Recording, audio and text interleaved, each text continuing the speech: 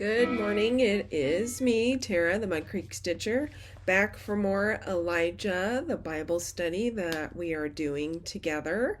And we are on week three.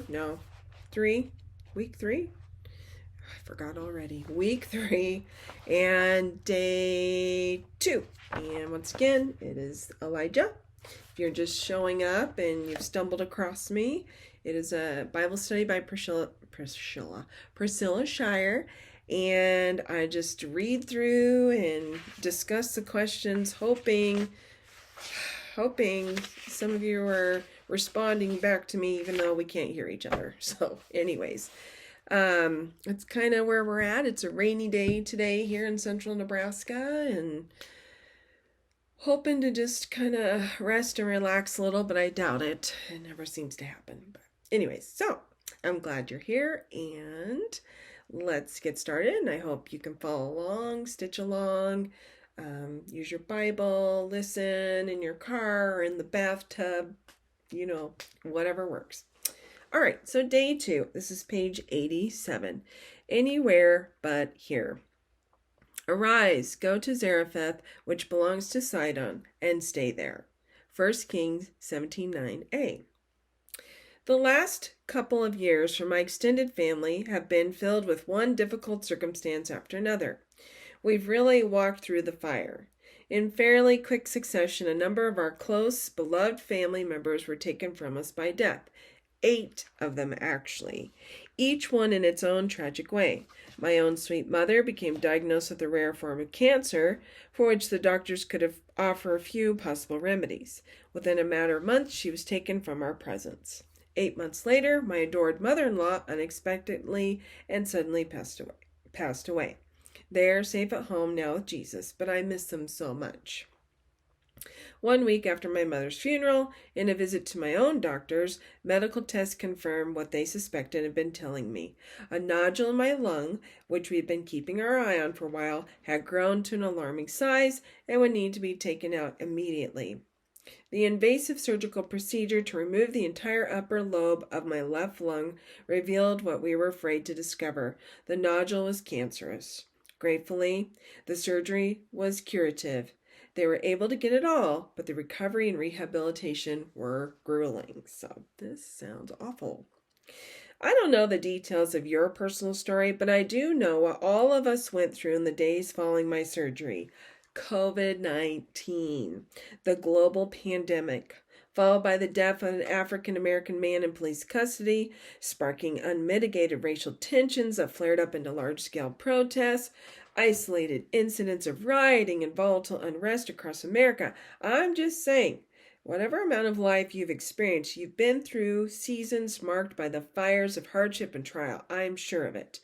Times when you've wanted to be any place else, anywhere but here. Elijah felt somewhat the same about Zarephath. Page 88. Notice the definition of Zarephath in the margin. The name Zarephath comes from a word that means smelting furnace or refining. How does a single piece of information parallel with what we've already learned about the way God works, maturity, and development in His children? Well, sometimes we have to be refined, just like the wine process in the last lesson. Sometimes we have to go through a fire, a hot, flaming fire, in order to grow. It's no fun, but it seems to be that's when we're the closest to God. Zarephath was the furnace into which Elijah was being sent. Select the kind of effect this element usually has on us. A few verses that might help you include Exodus 24:17, Isaiah 48:10, Zechariah 13:9, and 1 Corinthians 3:13. Consuming, cleansing, clarifying, or all of the above? I would say yes. So let's keep trekking with Elijah on his journey. Turn to the map in the back of your book, and it is in the back of the book. Put an X over Zarephath. Draw a connecting link between his new destination and Mount Carmel. Then we'll meet back here. So here is the map. I've already marked a little bit where she told us to. Okay. So now we need to find Zarephath. Oh, wow. It's way up there. Way north. Zarephath. Put an X, so I circled it. X. I put an X now. Draw a connecting link between this and Mount Carmel. Oh, Mount Carmel. So many good things happen there. I'm looking. There it is. Ooh, okay. So here we go. I don't know if you can see that. But X is on Zarephath, and there, with follow the line, there's Mount Carmel. That's where he does some big miracles. Okay. That's a long ways away. Long ways away. Especially where he was at in Kereth. So look where Kereth is down here. So he's going all the way up here. It's a long walk. And that's why they were so skinny back then. Okay, moving on. Elijah would have felt the same way about his anywhere but here location that we often feel about ours. Uncomfortable. The sanctifying work of fire always is, but that's what Zarephath was for Elijah, an introduction to a further season of refining. This location was an unlikely, unusual, and perhaps even distasteful destination for Yahweh to send Elijah. Several reasons. The first, more general reason is that it was a small village located outside of Israel. Did you notice that on the map? In a population center known for being steeped in pagan idolatry. In other words, the Tower of Zarephath was a Gentile city, a city governed by Ethbel, the king of the Sidonians. No doubt you can detect, simply in the sound of the king's name, an audible connection to one of the most well-known of all pseudo-gods in ancient Near Eastern culture. The primary citizens of Zarephath were Baal worshippers. Ew, no. Through and through, whose reverence for their fake deity inflamed them into flagrant, unrestrained acts of religious, should I say irreligious, fervor. But that's not the only dark stain that would have made Elijah or any devoted worshiper of Yahweh recoil at the directive to go to this town. Need a drink? The second, more specific reason is this. Ethbaal had a daughter named Jezebel, and this region of Sidon was her home. Here she'd been reared into the woman who nearly single-handedly introduced the unhindered worship of Baal among God's people. Once she became the wife of Israel's king Ahab, she used her evil, bull-headed influence to foist Baal worship on the entire nation. I like the word foist. Foist. Rhymes with moist. You know, when I'm doing rhyming with second graders, we always have an oist, moist, and we can never think of one that rhymes. There we go. Foist. I don't know if they'd understand that. But anyways, she personally supported more than 400 pagan priests from her own private means, and would later hunt down Elijah with designs to kill him for daring to champion the cause of monotheistic worship to the one true God, the worship of Yahweh. And yes, that's where God was sending him, to the place where Elijah's chief enemy had been raised. But wait, I'm getting ahead of myself. Let's stop here and look around Zarephath for a minute, the way it existed at this moment in Elijah's personal life, before Mount Carmel ever came into the picture. Try to think of it as if you were seeing it for the first time through the prophet's own horrified eyes. Think how this location would have bristled against the things that a Jewish man like Elijah, who absolutely abhorred idolatry, would find familiar and comfortable. What kinds of emotional or mental hurdles would Elijah need to push past in order to obey God by going to Zarephath, both in action and in attitude? I'd be like, what? Are you kidding me? Why am I going there? I would be kicking, screaming, whining. I'd probably be laying on the ground going, oh, I don't want to go. Yeah, I know, I'm 50. I still do that. Yeah. And then when you got there, could you imagine what you would see? I just can't. You know, children being prepped to burn and sacrifice. You might even hear the screaming and the torment as they're being burned. I'm sure you saw people dressed in ways that would be Yeah, really bad. You'd be see people doing things that would be horrible. Okay. Oh, it would be rough. It would be rough. In what ways do you think Elijah could be refined? Oops, sorry, that was mine. Trying prep for VBS. Let me try again. In what ways do you think Elijah could be refined and purified by the smelting furnace of Zarephath's unique dynamics? You definitely would feel alone. You would definitely have to rely on God. Maybe you have some other thoughts, so make sure you say them in the comments if you can. Oops. I don't know if you heard that part. Just a second. Let me pause. Okay, never mind. You can hear. So, I didn't know. My phone dinged on my computer, but I don't think you heard the ding. I'm not sure. If you heard the ding, tell me. Okay. Page 90. For this next question, you'll need to revisit 1 Kings 17:9. How did God tell Elijah to treat his time in Zarephath? See, 1 Kings 17:9. He said, dun, dun, dun, go at once to Zarephath of Sidon and stay there. I have commanded a widow in that place to supply you with food. Okay, so how did God tell Elijah to treat his time with Zarephath? Visit there, stay there, pass through it, prophesy against it. He's going to stay. Go at once and stay. He's got to stay. He can't run away. That rhymes again. Think of a place or position where God has set you right now that for whatever reason bristles against your comfort. How does this uncomfortable dynamic reshape your perspective, refine your behaviors, and reframe your attitudes? Be as specific as you can. Prepare to maybe share these thoughts with your study group. Okay? Position God has set you right now, whatever reason bristles against your comfort. I mean, I've been in some situations that really bristled, and there's some things going on in my life that kind of bristle.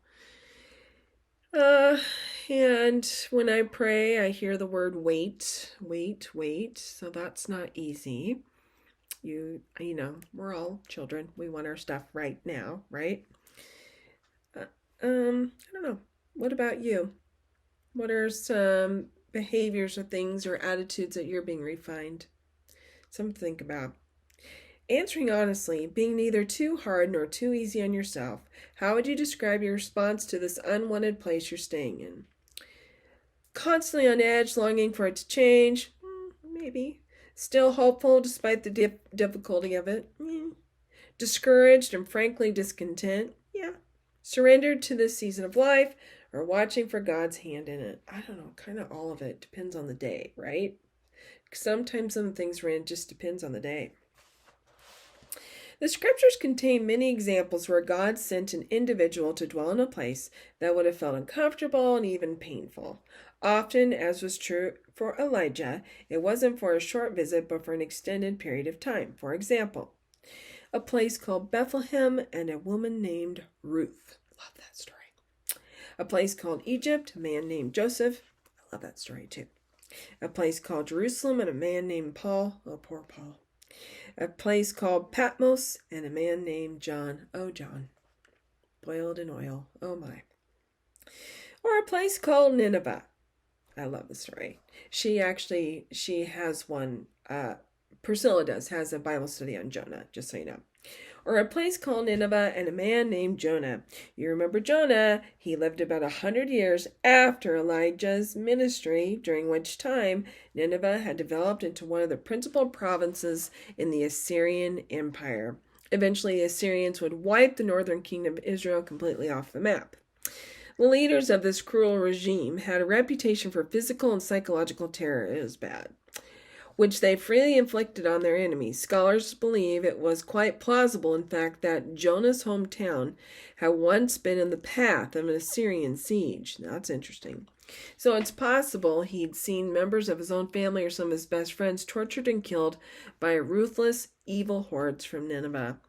The mention of the name Nineveh remained a source of raw bitterness, dread, and fear for any card-carrying Israelite like Jonah. And yet Nineveh was where God clearly called him to go.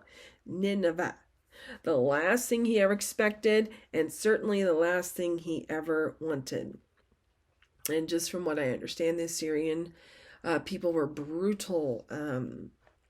There is scholars who said that, I mean, this is kind of gross, but they would skin people alive and use their skin for their furniture, kind of like a trophy. I don't know. Very gross, very sick, very satanic people. So yeah, I can imagine how he would have felt. Maybe you remember Jonah's initial response to God's appeal for going to Nineveh. If not, turn to Jonah 1:3, read it for yourself. Where did Jonah go? Away from what? He did not want to go. He did not want to go.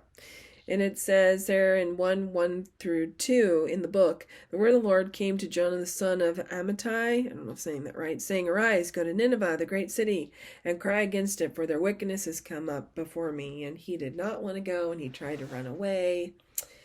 And where did Jonah famously end up traveling instead? So in Jonah 1:17, let's see. I just finished Jeremiah this morning. I'm ready for Lamentations. Yeah. So much stuff.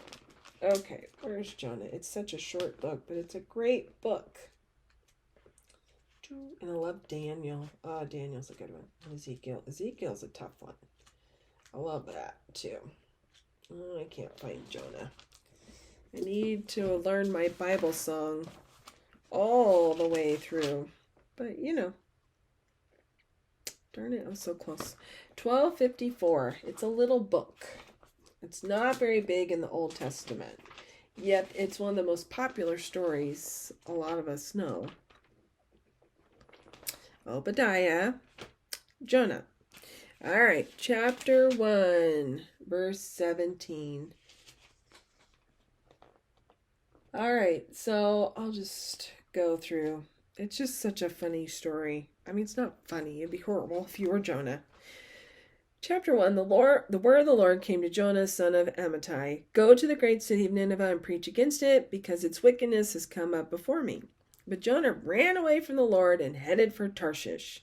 He went down to Joppa, where he found a ship bound for that port. After paying for the fare, he went aboard and sailed for Tarshish to flee from the Lord. Yeah, you cannot flee from God. Then the Lord sent a great wind on the sea, and such a violent storm arose that the ship threatened to break up. All the sailors were afraid, and each cried out to his own God. They threw the cargo into the sea to lighten the ship. But Jonah had gone below deck, where he lay down and fell into a deep sleep. Remind you of Jesus a little bit? When he slept, although Jonah by no means is Jesus. The captain went to him and said, How can you sleep? Get up and call on your God. Maybe he will take notice of us, and we will not perish. Then the sailors said to each other, Come, let us cast lots to find out who's responsible for this calamity. So they're going to cast their lots, like throw dice or whatever, to decide. They cast the lots, and it fell on Jonah. Dun, dun, dun. So they asked him, Tell us, who was responsible for making all this trouble for us? What do you do? Where do you come from? What is your country? From what people are you? He answered, I am a Hebrew, and I worship the Lord, the God of heaven, who made the sea and the land. This terrified them, and they asked, What have you done? They knew he was running away from the Lord because he had already told them so. The sea was getting rougher and rougher, so they asked him, What should we do to you to make the sea calm down for us? I can just see him rolling his eyes. Pick me up, throw me into the sea, he replied. It will become calm. I know that it is my fault that this great storm has come upon you. Instead, the men did their best to row back to land, but they could not, for the sea grew even wilder than before, so there's no way to deny it is God. And they cried to the Lord, Oh, Lord, please do not let us die for taking this man's life. Do not hold us accountable for killing an innocent man, for you, O Lord, have done as you please. And I bet there's quite a few believers after this. Then they took Jonah and threw him overboard, and the raging sea grew calm, At this, the men greatly feared the Lord, and they offered a sacrifice to the Lord and made vows to him.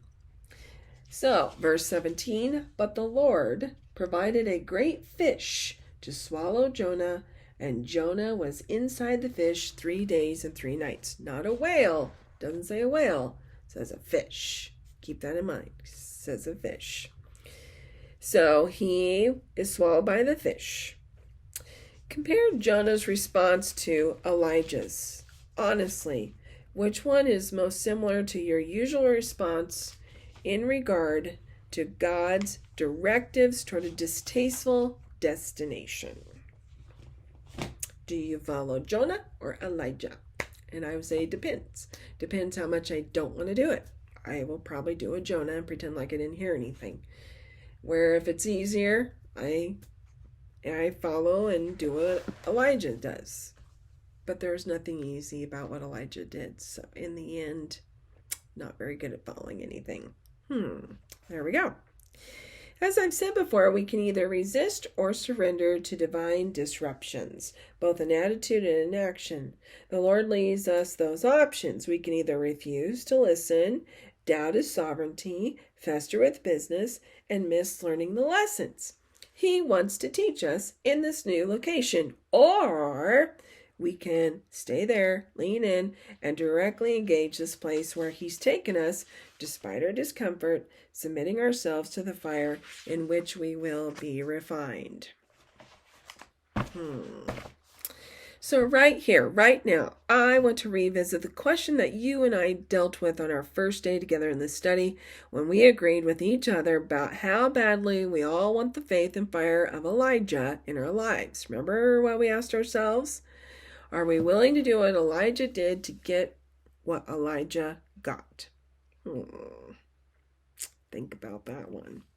Knowing now that Zarephath may put you in the line of fire, what's your sincere answer to this question today? Answer honestly. This is a no judgment zone. God hears, he sees, but his grace is sufficient for us. Very sufficient. Are we willing to do what Elijah did? Are we willing to be uncomfortable? Are we willing to be in the limelight? Are we willing for people to persecute us and talk about us and threaten us? I would like to think I am, but I don't know. It's hard. Are you willing to make that move? I don't know. And that's why we've got to be burned, refined, burned, refined, burned, refined over and over again until we're ready for that. Zarephath felt too hot to touch. Elijah couldn't possibly have wanted it any more than he wanted Kereth. But think what the Lord was preparing to forge in him from within this furnace. Godly maturity, relational wisdom, depth of character, compassion for others, courage in the face of adversity, spiritual openness, and preparedness.